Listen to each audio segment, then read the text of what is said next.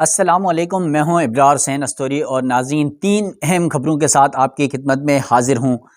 Supreme court से एक तो चीफ जस्टिस काजी फाइज़ ईसा की मुश्किलात में दिन ब दिन इजाफा होता जा रहा है। 3 महीने का वक्त रह गया है चीफ जस्टिस काजी फाइज़ ईसा के पास, और इस वक्त जहां पर सियासी तौर पर ख़ास तौर पर एक सियासी जमात पाकिस्तान तहरीक इंसाफ की तरफ से काजी फाइज़ ईसा को प्रेशराइज़ करने की कोशिश की जा रही, वहीं पर अदलिया के अंदर से भी चीफ जस्टिस काजी फाइज़ ईसा को शदीद मुखालिफत का, शदीद इख्तिलाफात का शिकार मुश्किलात दरपेश हैं।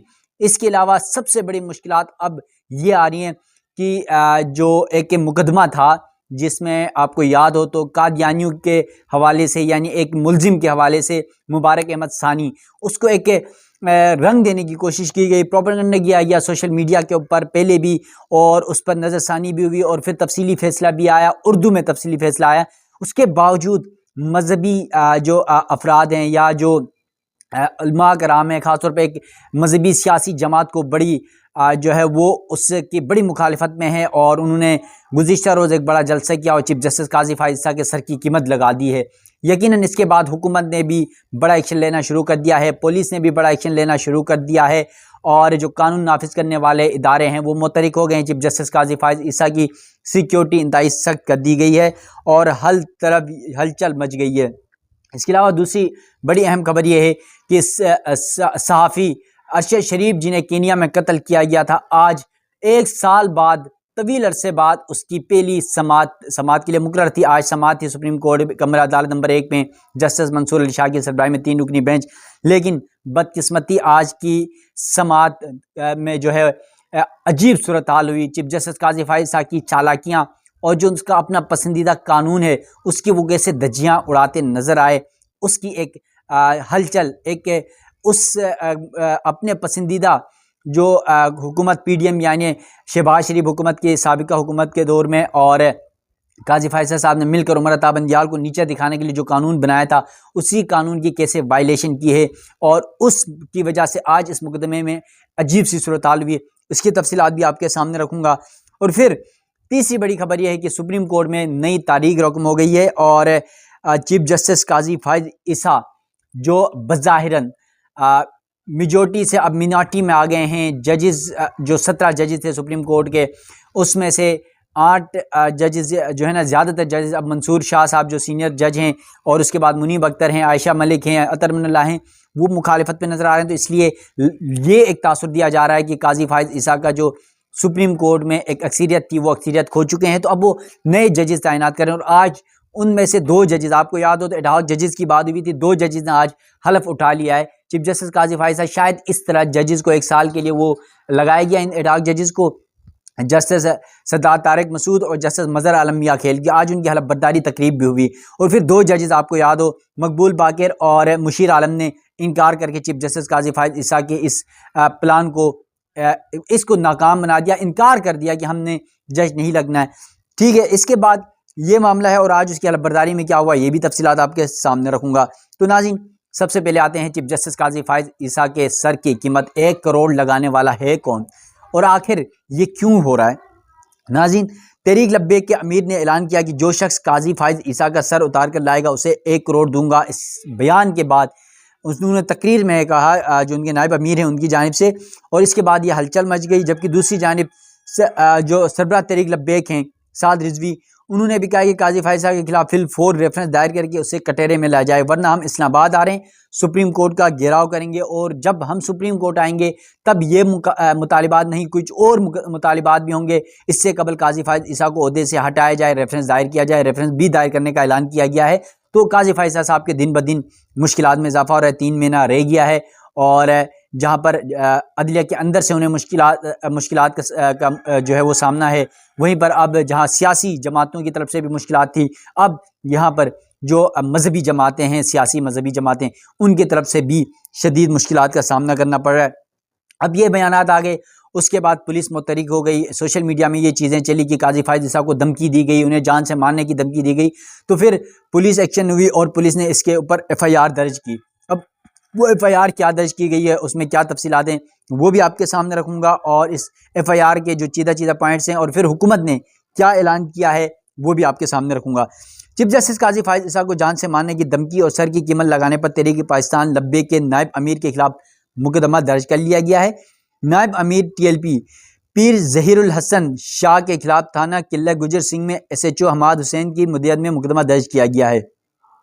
मुकदमे में इंसदाद दहशतगर्दी एक्ट, मजहबी मुनाफरत, फसाद फैलाने, अदलिया पर दबाव डालने, कार सरकार में मुदाखलत और कानूनी फ़राइज़ में रुकावट डालने की दफ़ात शामिल की गई हैं। चीफ जस्टिस काजी फाइज ईसा को कत्ल की धमकी देने वाले के खिलाफ किला गुजर सिंह में दर्ज FIR के मुताबिक प्रेस क्लब के बाहर एहतजाज में पीर ज़हीरुल हसन ने आला अदलिया के खिलाफ नफरत फैलाई। TLP नायब अमीर ने जस्टिस काजी फाइजा के सर लाने वालों को 1 करोड़ रुपए देने का ऐलान किया। यानी उसने ऐलान किया, वो तकरीर कर रहे हैं, कह रहे हैं कि जो काजी फाइजा, वो पंजाबी में कह रहे हैं कि काजी फाइजा का सर ला के देगा, मैं उसे 1 करोड़ अपनी जेब से दूंगा, मैं खुद दूंगा। मतलब वो इस तरह का ऐलान कर रहे हैं। यार आप कौन होते हैं कि इस तरह के ऐलानात करने वाले?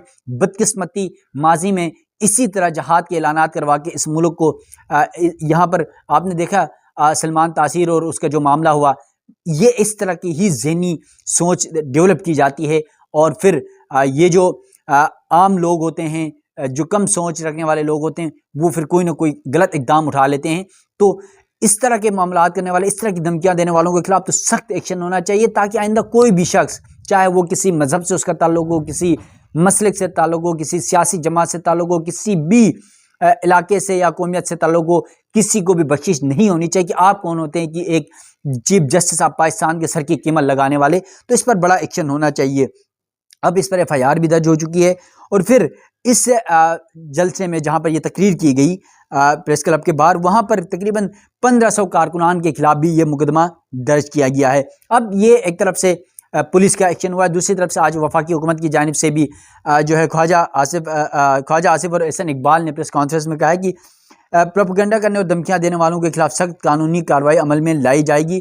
और हुकूमत ने बड़े एक्शन का ये ऐलान किया है और ये फैसला किया गया है कि इस तरह की कोई भी हरकत करने वालों को किसी सूरत नहीं बख्शा जाएगा। जो रियासत के खिलाफ या जो किसी शख्सियत के खिलाफ या किसी भी फर्द के खिलाफ इस तरह की ज़हनसानी करे, इंतशार फैलाए, प्रोपेगेंडा करे और सब कुछ करे, उसको किसी सूरत नहीं बख्शा जाएगा। अब ये देखना है कि हुकूमत और ये दिगर जो इदारे हैं ये इस पर क्या एक्शन लेते हैं। दूसरी खबर ये है कि सुप्रीम कोर्ट से शहीद जो अरशद शरीफ कत्ल केस का मामला था, जिन्हें कीनिया में कत्ल किया गया था, उनके आज खुद नोटिस केस की समाअत हुई और जस्टिस मंसूर अली शाह की सरबराही में 3 रुकनी बेंच ने समाअत की और अदालत ने आज पहले ही दिन 1 साल बाद लगने वाले इस मुकदमे में लार्जर बेंच की तश्कील के लिए मामला 3 रुकनी कमेटी को भिजवा दिया है, जो प्रैक्टिस एंड प्रोसीजर के तहत चीफ जस्टिस काजी फाइसा, जस्टिस मंसूर अली शाह और जस्टिस मुनीब अख्तर शामिल हैं, इनको भिजवा दिया है। अटॉर्नी जनरल ने आज जब समाअत शुरू हुई तो कहा कि अदालत के सामने अबूरी रिपोर्ट्स पेश की गई हैं, जबकि मुश्तरका कानूनी मामलत का मसविदा तैयार कर लिया गया है। काबीना के आइंदा इजलास में मंजूरी हो जाएगी, जिस पर जस्टिस मंसूर अली शाह की जानिब से यह इस्तफसार किया गया कि क्या कीनिया की अदालत से भी कोई फैसला आया, जिस पर अटॉर्नी जनरल ने कहा जी बिल्कुल वो फैसला आ चुका है। जस्टिस मंसूर अली शाह ने कहा अभी हम इस केस के मेरिट्स पर बहस नहीं कर सकते। जो लोग वकील जो हैं शौकत अजीज सिद्दीकी, जो अरशद शरीफ की वालिदा के वकील हैं, उनकी जानिब से कहा गया कि जो लोग पाकिस्तान में दावा कर रहे हैं कि उन्हें कातलों का इल्म है, उनको तो बुलाएं। हमने 6 लोगों के नाम भी अदालत के सामने रखे थे। लार्जर बेंच ने दरख्वास्त नाकाबिल समाअत करार देकर खारिज कर दी थी। यानी आपको बता दूं कि आज मंसूर अली शाह ने, वो जो मैं बात शुरू इंट्रो में कह रहा था, काजी फाइसा का प्लान, पहले ये जो मुकदमा 1 साल पहले था उमर अता बंदियाल साहब के दौर में 5 रुकनी बेंच ने सुना था, लार्जर बेंच ने। तो अब काजी फाइसा साहब ने अपने ही साथी जजेस जस्टिस मंसूर अली शाह और मुनीब अख्तर, जो उनका अपना पसंदीदा कानून जो प्रैक्टिस एंड प्रोसीजर, जिसके तहत 3 जजेस बैठकर केसेस की फिक्सेशन और बेंचेस की तश्कील देते हैं, उनको बाईपास करके ये मुकदमा फिक्स किया। और पहले जब 5 रुकनी ने सुना था, लार्जर बेंच ने सुना था, अब ये 3 पे क्यों भिजवाया गया? तो इसीलिए आज जस्टिस मंसूर अली शाह को जब ये चीज़ समझ आई तो उन्होंने लार्जर बेंच की तश्कील के लिए मामला दोबारा कमेटी को भिजवाया।